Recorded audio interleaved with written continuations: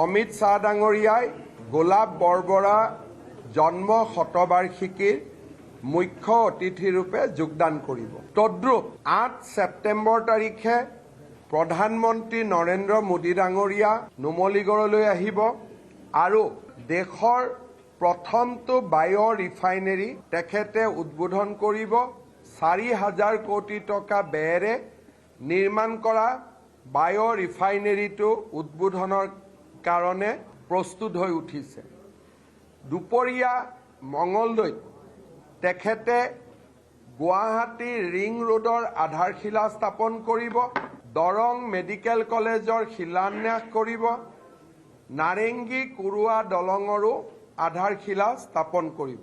8 তাৰিখে সন্ধিয়া প্ৰধানমন্ত্ৰী মোদী ডাঙৰীয়া ডক্টৰ ভূপেন হাজৰিকাৰ জন্ম শতবাৰ্ষিকী অনুষ্ঠানত মুখ্য অতিথি ৰূপে যোগদান কৰিব।